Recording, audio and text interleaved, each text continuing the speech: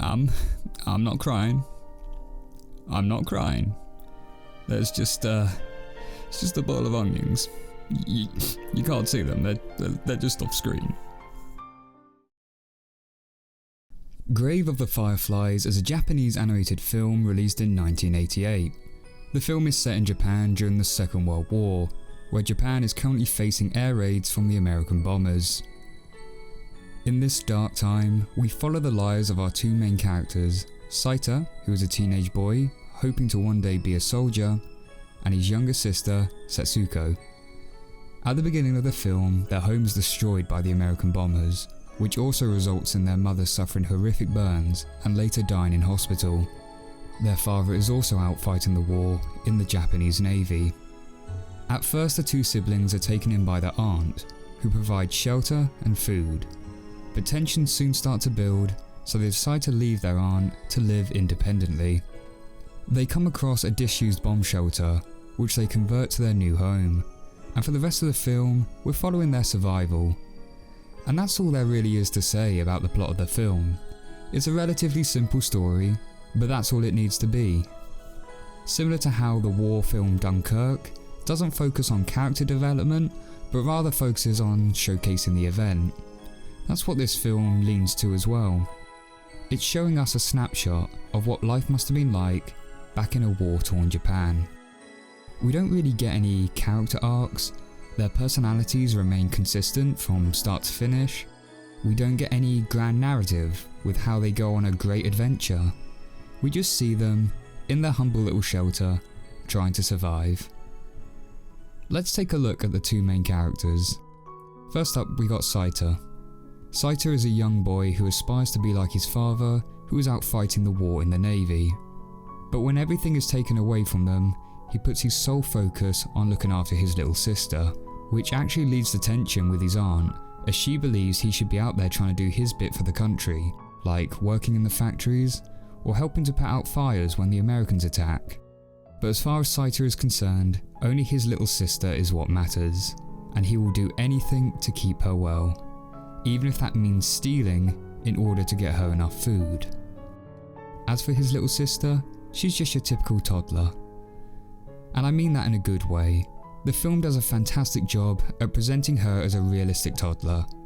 She's sweet and innocent, but will also get grumpy when hungry, or when she doesn't like what she's being served. One particular moment I like was her reaction to wanting to see her mum. Rather than say anything, she just stands there quietly and turns back and forth, which is actually something a toddler would do. Going on from that point, this film also does a fantastic job at portraying people as real people. Despite the film aiming to showcase the horrors of World War II, the film doesn't gloss over the nature of the Japanese people. Everyone is trying to survive and so tend to fend for themselves, showing little to no charity towards others. The farmer shows no mercy when he sees Saita stealing his crops, despite Saita pleading that he was only getting them for his sick sister, and even when the farmer sees his little sister, the farmer still takes him to the local police station.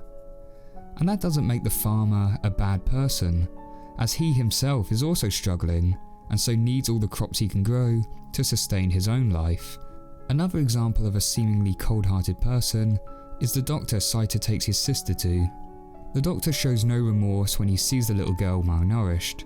He just tells Saita that she needs food, and swiftly moves them on as he has many other patients to see.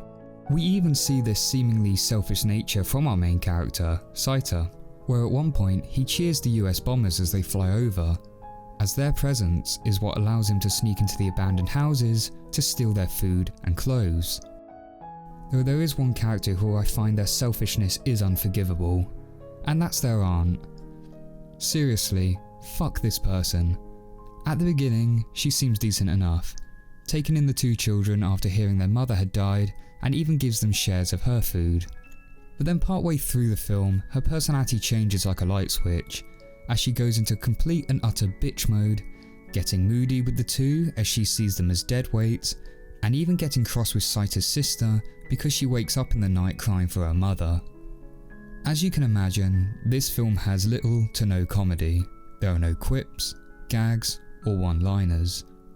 But at the same time, it's not quite as depressing as to something like The Plague Dogs. Although there is no direct comedy, there is a lot of charm. Watching the two kids interact, laugh, and play in this dark world is surprisingly uplifting.